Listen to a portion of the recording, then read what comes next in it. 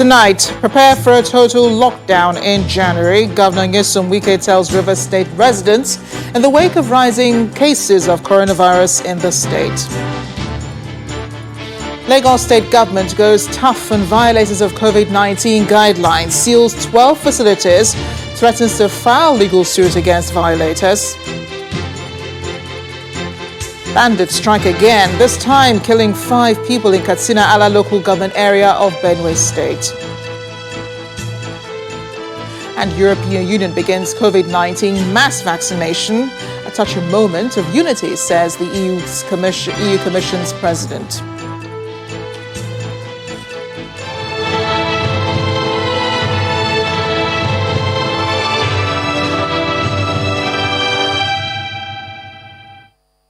Rivers State Governor Nyesom Wike is worried about the rising cases of coronavirus in the state and has taken a decision to shut down the state by January 2021 to curb the spread of the second wave of the pandemic.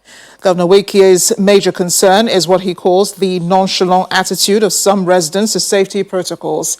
He's also threatening to shut down all churches in the state if worshippers refuse to wear face masks and comply with other COVID-19 protocols. I have allowed the church to be worshiping with this number because I'm a Christian. But I can tell you, before the end of the year, so many stringent measures will be taken. We are going to shut down. We are going to shut down so many. Because yesterday, we had 40 cases. It's something else. So if you want to go to club, go from now till 31st of December. Go and enjoy yourself. You are free, but I can tell you from January it will no longer be the same thing because market, nobody, in fact I'm happy with the number I've seen wearing a mask. But when you go to most of the churches, they don't wear mask. Go to market, they don't wear mask. They believe nothing. COVID is not real. It's not real because it has not happened to you. Nobody has died whom you know that's very close to you. We have to be more strict now because the way the second wave is going is more deadly than the first wave. Meanwhile, the Christian Association of Nigeria, CAN, has asked churches to comply with the COVID-19 protocols, especially in sticking to the rules of not more than 50% capacity. The chairman of the FCT chapter of the Christian Association of Nigeria, Reverend Jonas Samson, who gave the advice today, says it is the right thing to do in line with government's directives and also to avoid getting into trouble with the task force. He was speaking after the FCT task force on COVID-19 visited his church to assess the level of compliance.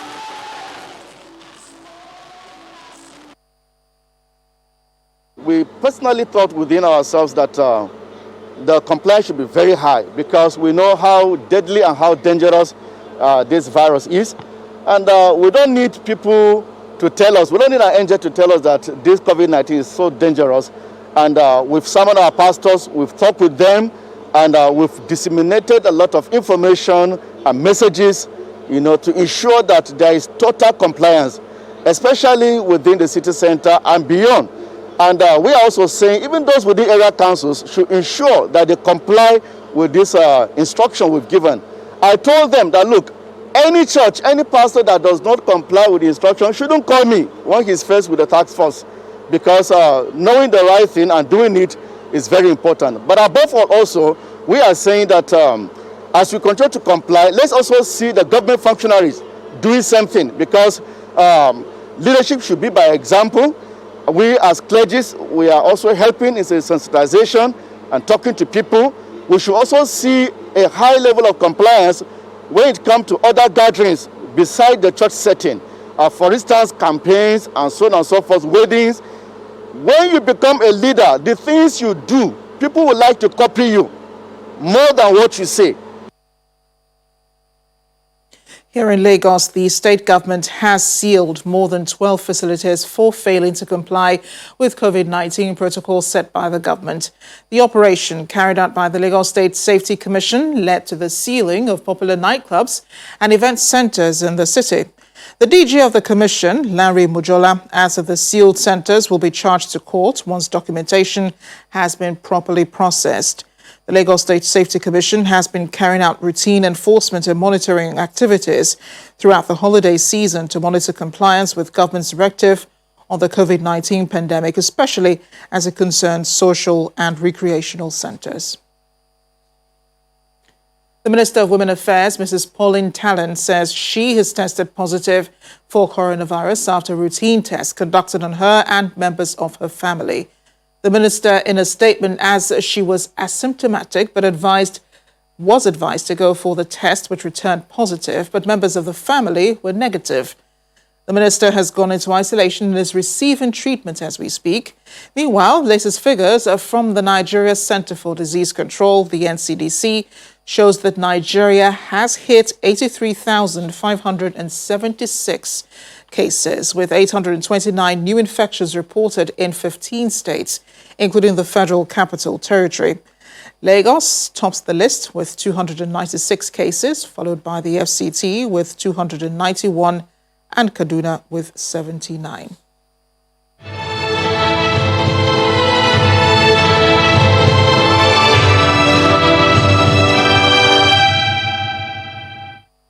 To security matters now, police authorities in Benue State have confirmed the killing of 5 persons in Naka area of Gwer West and Katsina Ala local government areas of the state.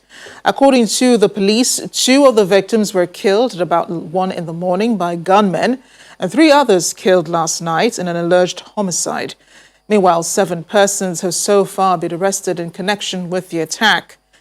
Katsina Ala local government has been a hotbed for violent crime in Benue State, as 5 persons were killed on Christmas Eve, including 3 policemen and 2 civilians during the distribution of food items to residents by the local government chairman to mark the Christmas festivities.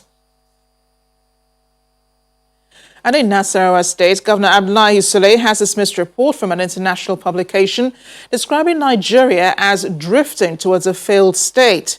The governor described the allegation as one born out of ignorance and a deliberate ploy to dent the image of the nation. The governor was our guest this evening on Sunday Politics. We have a lot to do in the areas of security, no doubt. There is no ambiguity about it. And I don't think anybody is going to tell you that we are doing fantastic in the areas of management security. But are we doing the best we can? Are we improving in other areas? That's the one I gave you the answer. I say yes. Are we having security challenges in Nigeria? I tell you yes. A lot of them. Nearly in every state of the federation, we are having one problem or the other. But they are worse in certain places. They are worse, like in Borno State you mentioned, like in Zamfara, like in Katsina, like in that you have mentioned. It is true that we are having this kind of problems. And do you think Mr. President will sit down and be happy and enjoy that in his home state of Katsina there is insecurity and he's happy? Of course not. He's constantly working also with this other people. But my concern is with people who think nothing is being done. We are a failed state. We are a this, we are a that. These are statements that are being made, by people who probably don't even mean well for Nigeria and don't understand what the government is doing and how the government is trying. I bet you, if these children were still in the hands of those who kidnapped them from Kankara, they would not even say Nigeria is running into a failed state. They will call us a failed state. And in Borno State, Governor Babagana Zulum has visited communities attacked by Boko Haram insurgents in Howell local government area in the southern part of the state, promising them that better days are ahead. The governor, who inspected the destroyed property in Yumashika, Azare, Sabon Kasua and Shafa communities, immediately ordered the reconstruction of property that include police station, market stalls and others. Governor Zulum ordered the provision of 6 patrol vehicles and other security components to strengthen local security network in Shafa, while surveillance vehicles are to be provided for hunters and vigilante in Yumashika. 3 persons were killed in Shafa, among them 2 hunters and a civilian. Thousands of bags of farm produce recently harvested by farmers were looted by the insurgents, who also emptied shops and market stalls. Governor Zulum says government is doing all within its powers to provide security and ensure the good welfare of citizens. The kidnapped chairman of the Pentecostal Fellowship of Nigeria in Kaduna State, Apostle Emmanuel Bako, and his wife Cindy have regained freedom from their abductors. The cleric and his wife were kidnapped on Friday evening at Al-Barka Praying Ground in Jema local government area. The Kaduna State Commissioner for Internal Security and Home Affairs, Samuel Arwan, said in a statement that the PFN chairman and his wife were released on Sunday afternoon by their abductors. Meanwhile, Governor Nasir El-Rufai has expressed his relief and happiness over the development and offered his best wishes to the cleric and his wife. Well, staying with the issue, the Socio-Economic Rights and Accountability Project, SERAP, is asking the President and state governors to disclose details of proposed spending of security votes in the 2021 budget to ensure the security and welfare of Nigerians. The organization in a statement says this will prevent the misuse and embezzlement of public funds in the name of security votes.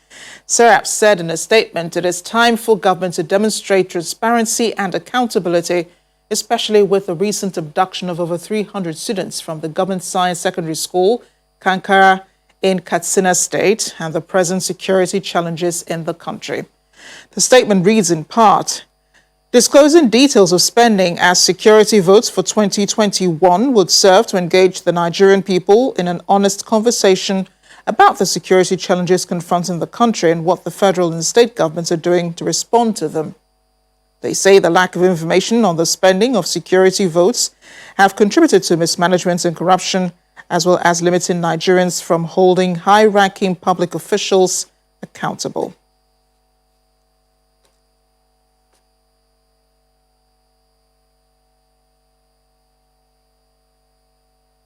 Is now the Third Mainland Bridge will now be reopened to initial arrangements of traffic by midnight today, as against the earlier announced completion date of Monday, 28th September. The Federal Controller of Works in Lagos, Mr. Olukayode Pupola, says the total shutdown of the Third Mainland Bridge would be lifted at midnight, 24 hours ahead of the scheduled time. The Federal Ministry of Works and Housing had announced a total closure of the bridge to allow the contractor cast concrete on 3 expansion joints on the bridge. The repair work was initially scheduled for 72 hours, but according to the ministry, the contractor was able to fast-track the work plan and completed it within 48 hours. The Third Mainland Bridge has been partially shut for repair since July, with the rehabilitation work expected to last 6 months.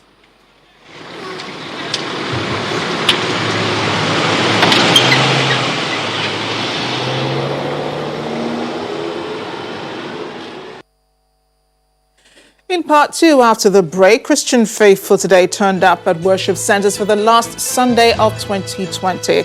Also, in a few hours from now, the federal government will reopen the Third Mainland Bridge earlier than scheduled. Join us again.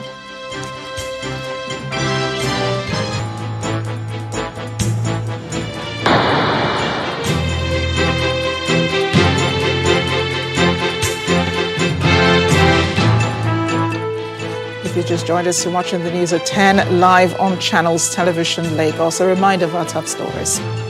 Prepare for a total lockdown in January. Governor Nyesom Wike tells River State residents in the wake of rising cases of coronavirus in the state. Lagos State Government goes tough on violators of COVID-19 guidelines, seals 12 facilities, threatens to file legal suit against violators. Bandits strike again, this time killing 5 people in Katsina Ala local government area of Benue State. And European Union begins COVID-19 mass vaccination, a touching moment of unity, says the EU Commission's president.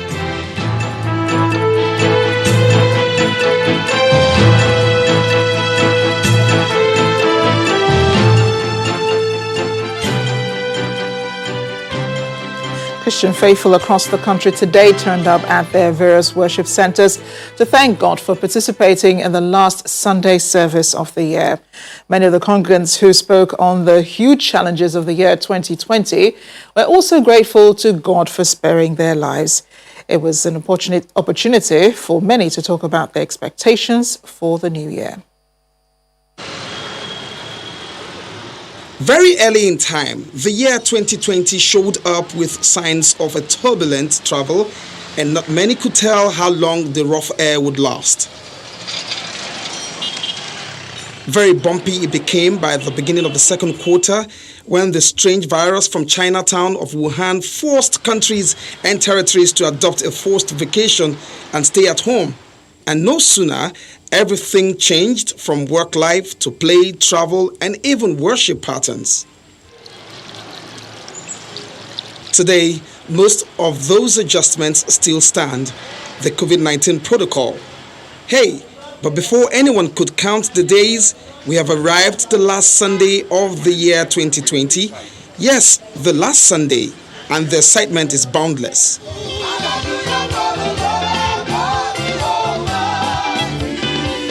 Not even the distancing technique or the limited number of congregants can stop these ones who have made it to church on the very last Sunday of the year. Can you give it to the Lord? The God that we serve also preserved us in this year. We had a lot of things happening in other countries, but in Nigeria, yes, there was COVID, but we're able to surmount most of the challenges. Enhances it. That's what faith does. For the clergy, scriptures cannot be broken, and so people only require to know and acquire navigational skills to face times and seasons. If you are walking by faith, you will step into your glorious destiny. If you are not walking by faith, you will not step into it. You will live a normal life, quite different from what God had already designed for you.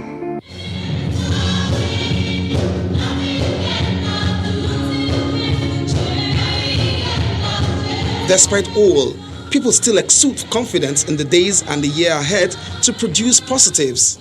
The special skill you should have is your firm resolution in achieving what God wants you to achieve in 2021. And of course, a man of faith should be a disciplined man. You shouldn't just plan and then decide and just keep praying and believing God that your plan will come to pass automatically. The special lesson I've learned in this year 2020 is to value life. Value life no matter what. Feel loved no matter what you're going through. Life is the basic most important thing. Without life you can't drive your car. Without life you can't live in your house. Without life you can't think of your children. Without life you can't achieve everything. So we have to value our lives. It's very, very important.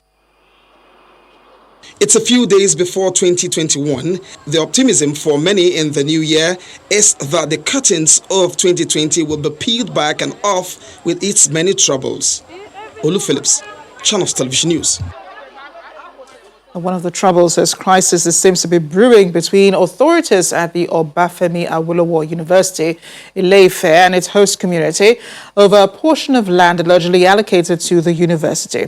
While the institution's management, through the Vice-Chancellor, is accusing the Ife Community Board of selling some portion of the university's land, the community is warning the institution to desist from acquiring any more land beyond what was approved by the then Western Region government. The gates of the Obafemi Awolowo University, OAU, Ile-Ife. Activities appears to be picking up at the tertiary institution, which has been in existence in the ancient city of Ife for decades.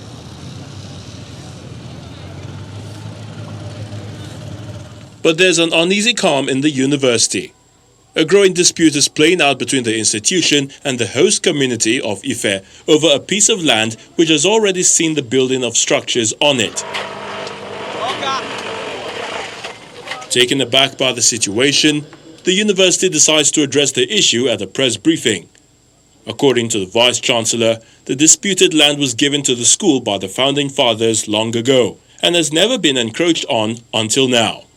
What we initially thought to be rumor now turned into reality as we discovered later that some people have not only encroached into the land but have been brazenly selling it to individuals who have now started erecting some structures on it. In strict compliance with the directive of the federal government, every machinery has been set in motion to secure the university land without any fear or compromise.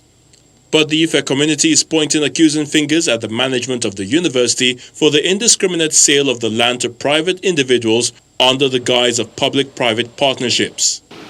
We challenge the university management to approach any court of competent jurisdiction if it is sure of its claim.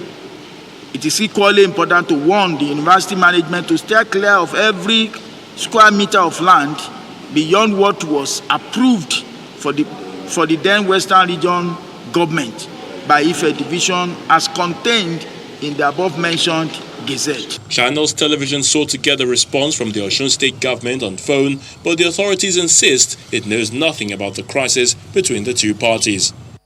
The only thing I know about it is what I read the pages of newspaper, print media.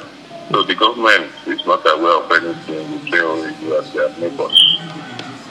The Obafemi Awolowo University Ile-Ife was founded in 1961. And though the university has been in existence since the time of the old Oyo State, before the creation of Osun State in 1992, it may well be in the best interest of the institution and the host community if the federal government steps in to resolve the matter amicably.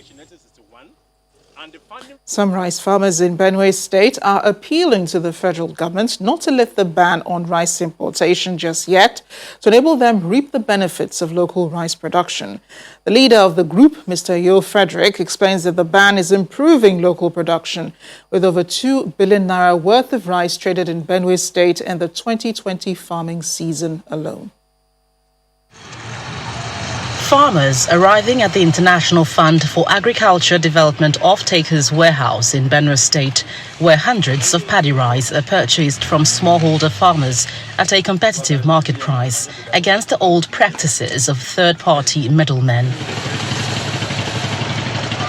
At the beginning of the farming season, the farmers received inputs like seedlings, herbicides and training under the IFAD Value Chain Development Program. Upon harvest, the farmers are expected to pay back for the services with their produce, and this has yielded result. There is a drastic improvement because in the past, we doesn't have the knowledge to farm this rice, and therefore it affects the production. Now that we have gotten this knowledge, and besides the knowledge, we also gotten assistance from the federal government, our yield has improved tremendously. The federal government, the IFAD, and the VCW, they should continue with the program so that the more they give all this input, the more we expand our farms, and the more there will be more rice. The process is part of the deal to meet the over 7 million metric tons of in-country rice consumption, and it involves over 7,000 rice farmers in Benue State alone. There is a very big difference now. Before, if you are able to have a hectare of paddy rice, like 4 to 5 metric tons, then you got enough. But now we can have up to 7, some even 8 metric tons per hectare with the aid and support of the VCDP. Besides investing in the rice value chain, the partnership also includes the Cassava Cluster Processing Center, where products like akpu, a local staple food, and cassava flakes are processed for longer shelf life. When the news at 10 returns, there are more ways to peace resolution. That's what youths in Nasarawa State are saying by adopting carnivals to promote peace and unity in the state. Join us again.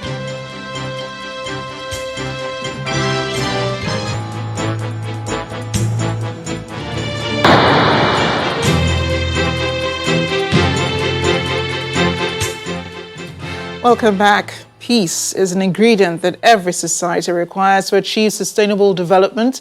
That's why some youths in Nasarawa State are using carnival to promote peace and unity among the diverse ethnic groups in the state and even beyond.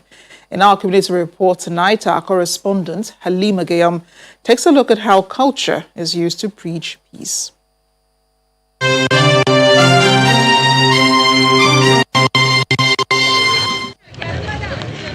This is Sambake village, one of the rural communities in Wamba district of Nasarawa State.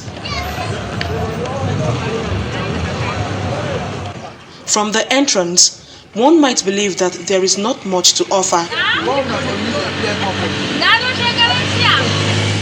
But the reality here is that farming and timber production are the major symbol of this community. However, today, something has gripped the community's attention from the normal daily activities.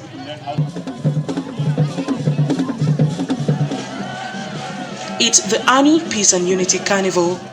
As the theme implies, the objective of this event is to bring people of diverse culture together, and for 4 years, it has achieved this successfully.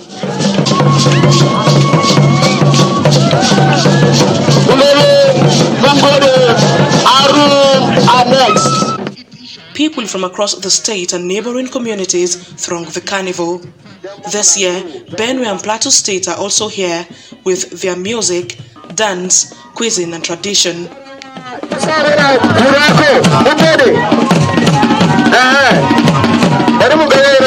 The main reason why we organize this event is to bring our people together, is to unite our people, and to attract development and progress within the community. Don't wait for government. Government alone cannot do everything. So that's why we're doing what we're doing. For the youth in this community, it goes beyond the excitement, the music, the dance, and the cultural display brings forth. It is basically to celebrate the culture and heritage of the several ethnic groups in the state, and even that of their neighbors, while trying to promote harmonious coexistence. A Filipina married to one of the indigenes lauds the initiative. Because every year this is our tradition. We used to enjoy, we used to gather our family in different tribes. I really enjoy it every year. It's a good for African people because this is the legend. It's the legend for Africa that you cannot see it somewhere all over the world, only in Africa. The economic benefits from tourism is the primary reason the state government is supporting the carnival. This is the thief cultural approach. By the time we expose our cultural values to the world, it will pave room for investors to come in, it will pave room for tourism, for tourists to come into National State, and it will improve our idea.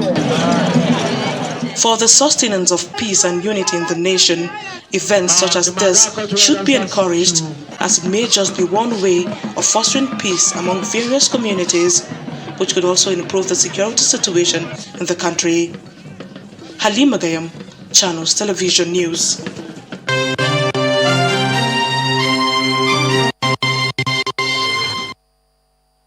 Meanwhile, the Kogi state government says it is making efforts at improving the quality of education in the state to make youths more productive and competent enough for employment in any organization. The state government disclosed this through the Chief of Staff to the Governor, Mr. Abdul Karim Asuku, at an education summit held in Lokoja, the state capital. He explains that part of the efforts to make youth self-reliant is the establishment of a Confluence University of Science and Technology. As we all know, education is the hallmark of development of any society. If truly we mean well for our land, His Excellency is using this occasion to call on all and sundry illustrious sons and daughters of Ebiraland, both home and diaspora, to key into this program initiated by EYC. Put your money to invest in the future of our youth so that in tomorrow we can beat our chest that indeed we are part of the history that built our youth. We're therefore calling on EYC, the umbrella body of Ibira youth, to take this upon themselves to preach against cultism in our land, to preach against drug abuse in our land. I've never seen where somebody who is a leader in any cult group is being honored for any reason, for anything good. If you are those that abuse drugs, you are only giving your family a bad name. And I am sure, I have no doubt, that under the leadership of Comrade Ateza Ali Obiu, the EYC will take this upon themselves to make sure that our youth are best of all. The Nigeria Security and Civil Defense Corps says its marine unit has intercepted a syndicate which specializes in illegal smuggling of premium motor spirits to neighboring Benin Republic using the Akere waterfront in Ipokia local government area of the state. The state commandant of the Civil Defense Corps, Hamid Aboduring, says the suspects jumped into the waters and escaped after citing security officials while their speedboat was impounded. We discovered that Akere waterfront was popular. That was the only route that we knew from the Benin Republic down to Nigeria.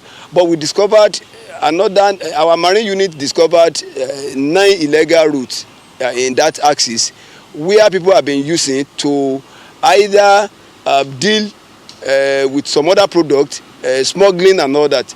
So we have also discovered that, and we have deployed our men there too to ensure that such things did not happen. Because during the lockdown, the government didn't want anybody to come in because we also don't know their health status.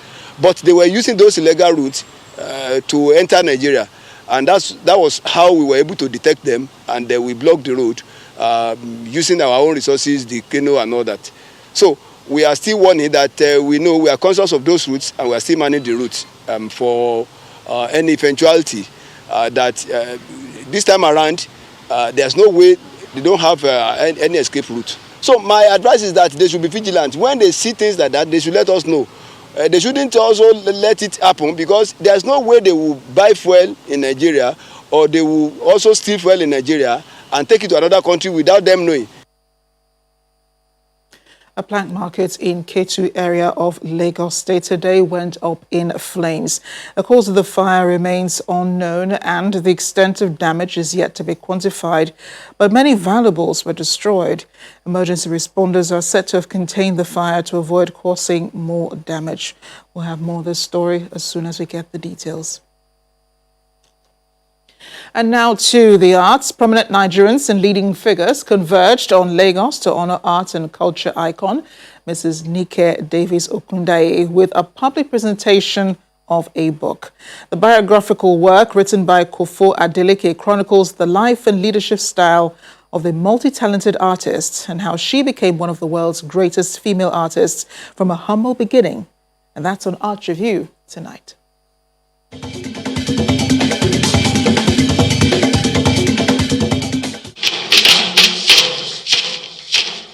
Batamiado Kokoka literally means that if you work hard, you'll succeed.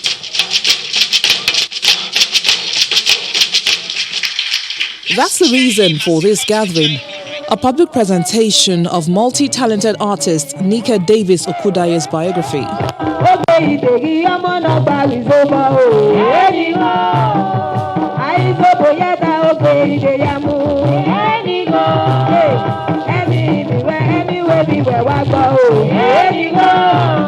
The 232-page book celebrates her creativity, dynamic personality, and impact of her artistic works in the society. When we see that people are not coming to Oshogo anymore, the country is no more as safe as before, and then I said, what can we do?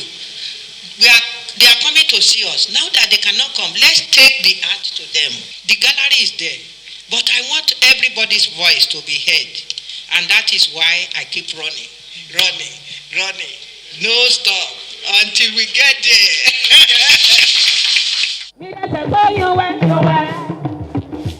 For many, it's a worthy read, as each guest gets an autographed copy.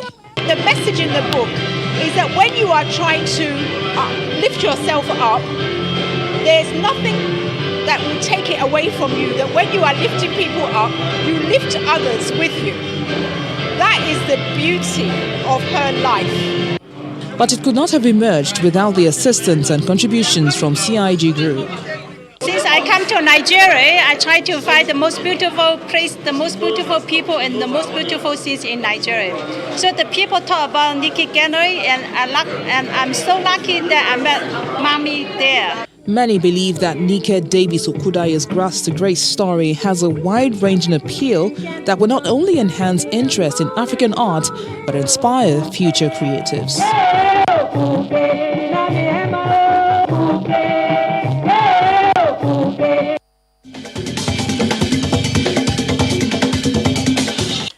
but a big day in Europe as the continent launches a coordinated vaccine rollout to fight COVID-19.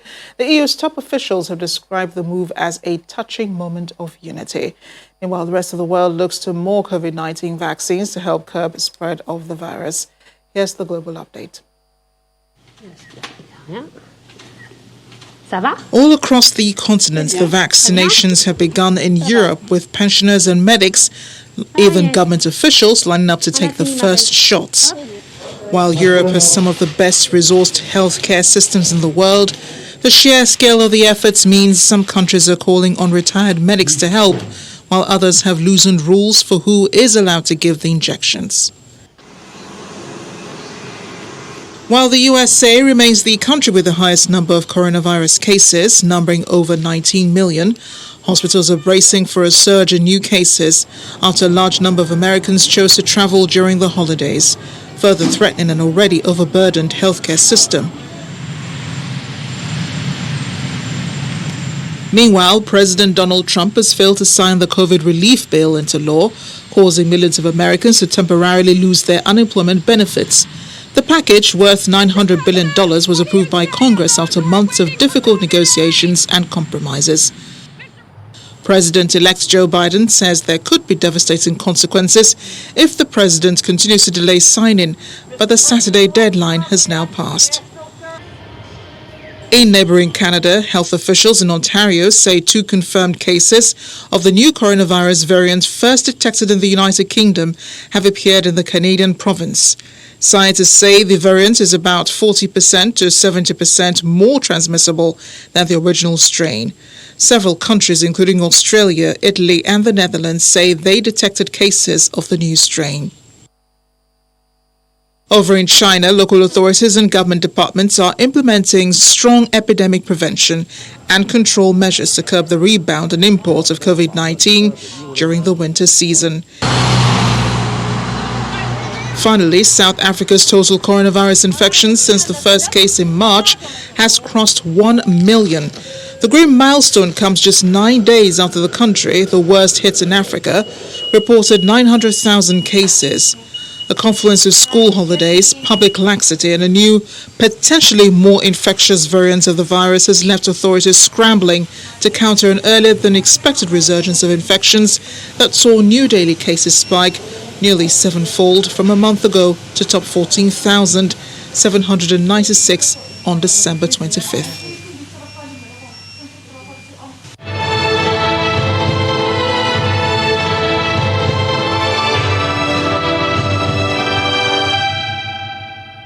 Seven people are said to have been killed in a knife attack in northeastern China by a knife-wielding attacker. Police have arrested a suspect, although a motive remains unclear. Violent crime is relatively rare in China, but the country has seen unrelated knife attacks in recent years.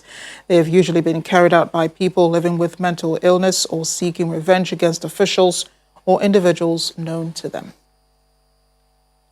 Voting has ended in the Central African Republic in an election set to have been overshadowed by violence between government and rebel forces. The president, Faustin Archange Touadéra, is seeking a second term and is accusing his predecessor, François Bozizé, of fomenting a coup with rebel groups. The CAR, which is a resource-rich but sparsely populated, is deeply unstable, having seen several coups and rebellions since independence from France 60 years ago.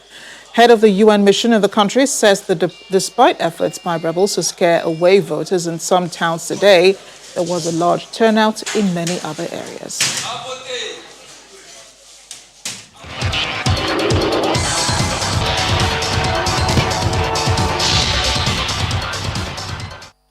Sports is now with the rescheduled Paralympic Games now slated for August 24th through September 5th, 2021. Nigeria's para-athletes want to make an impact in Tokyo.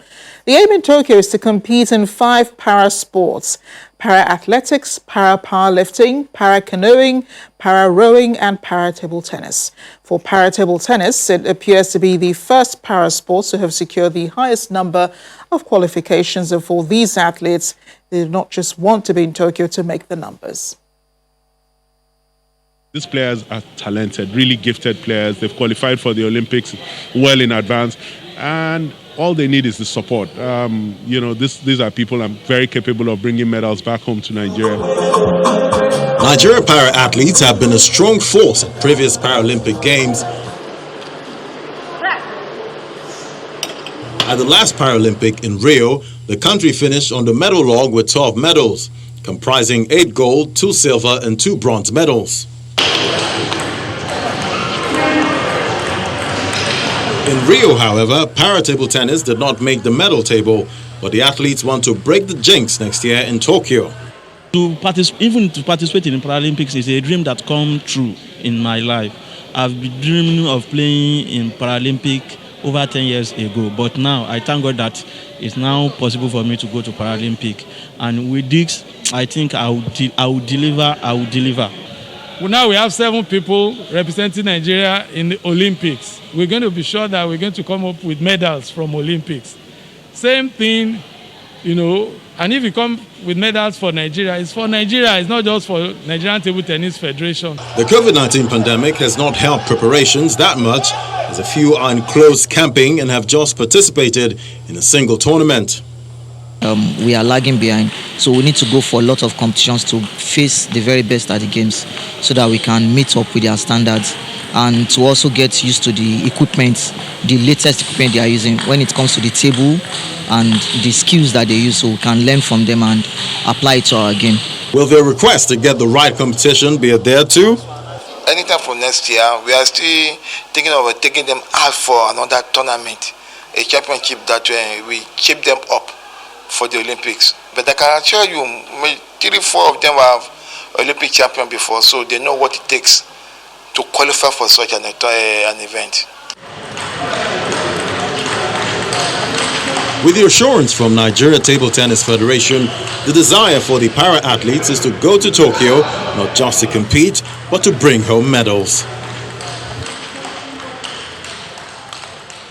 To football now. Match day 1 of the Nigeria Professional Football League has recorded 12 goals in games played across 6 centres earlier today. The fixtures also produced 1 away win at the new Jos Stadium. Plateau United were stunned by visiting Kwara United by 2-0. FC Fanyoba beat visiting Lobi Stars of Makurdi by a lone goal. In Lafia, host Nasarawa United defeated Wiki Tourists of Bauchi 2-1. At the Agege Stadium, Lagos-based team MFM FC edged out Warri Wolves 2-1. Adamawa United forced Kano Pillars to a 1-0 draw in Yola. Jigawa Golden Stars beat Sunshine Stars by a lone goal. In the English Premier League, Nigeria's Shemi Ajayi headed a late equaliser to stun Premier League champions Liverpool and clinch a 1-0 draw for relegation battlers West Brom at Anfield. Liverpool took an early lead when Sadio Mane finished clinically from a Joel Matip pass, but they struggled to create clear chances after that, and Sam Allardyce's side punished their sluggish display with a deserved level of 8 minutes from time. West Ham twice fought back from behind to steal a 2-2 draw against Brighton at the London Stadium earlier today. Leeds United recovered from their 6-2 drubbing at the hands of Manchester United last Sunday by beating Burnley 1-0 at Elland Road. Bayern Munich's Robert Lewandowski has been named as the Player of the Year at the 2020 Globe Soccer Awards held earlier today in Dubai. The Poland striker finished above second-place Cristiano Ronaldo and third-place Lionel Messi to win the prize at the annual gala. It caps off a memorable year for Lewandowski, who a fortnight ago was also named Player of the Year at the Best FIFA Football Awards. In the other categories, Ronaldo was named as Player of the Century, while Pep Guardiola was voted Coach of the Century, Real Madrid as Club of the Century. Ladies and gentlemen, Robert Lewandowski.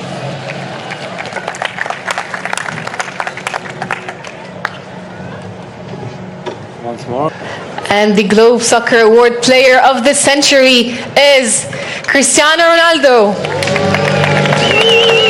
Ladies and gentlemen, the first ever Dubai Globe Soccer Awards Player of the Century is Cristiano Ronaldo.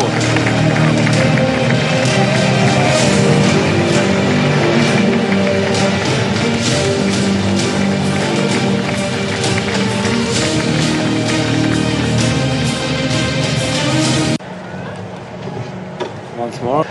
I also can say that the dreams come true because I'm dreaming about playing on the big stadium with fans and to win the big titles. And now I'm here, so I'm glad. I want to say also thank you for everyone who voted to me that I can win this trophy. So to be with the legends like Cristiano Ronaldo, Leo Messi, and to do between them is something special. We end sports news with tennis. Former world number 1 Andy Murray has been given a wild card for the Australian Open. The Scotsman has not played a tour-level match since losing to Fernando Verdasco in October in Cologne, but has featured at the LTA's Battle of the Brits exhibition tournament. The 33-year-old missed most of the 2020 season due to complications with his hip and struggled for form on his return after the COVID-19 hiatus, suffering a second-round defeat in the US Open before falling in the opening round of Roland Garros. Currently ranked 122 in the world, Murray is 5-time Australian Open finalist.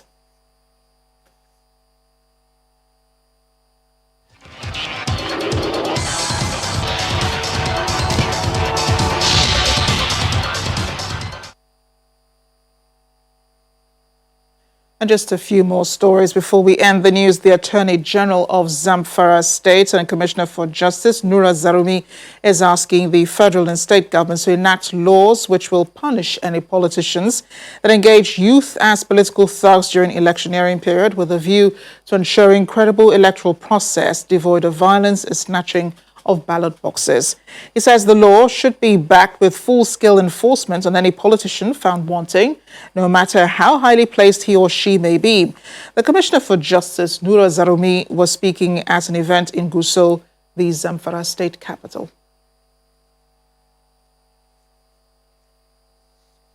And we'll have that report as soon as we can. As Nigerians await the arrival of the year 2021, citizens in parts of the country have been sharing their experiences of the outgoing year and expectations for the coming year 2021. Over in Ebonyi State, worshippers attended church services at different places of worship.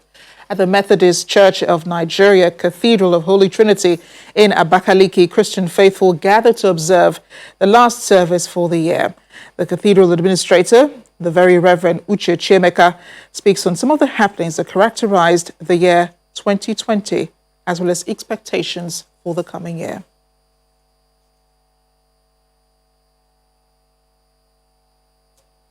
And the main news again. Governor Nyesom Wike of Rivers State today told residents of the state to prepare for a total lockdown in January over the rising cases of coronavirus in the state. Also today, bandits struck again in Katsinala local government area of Benue State, killing 5 people in 2 separate attacks. And the European Union today began mass COVID-19 vaccinations across the continent in what the European Commission President describes as a touching moment of unity. That's the news at 10 tonight. Thanks for watching. I'm Amarachi Obani. Stay safe this holidays.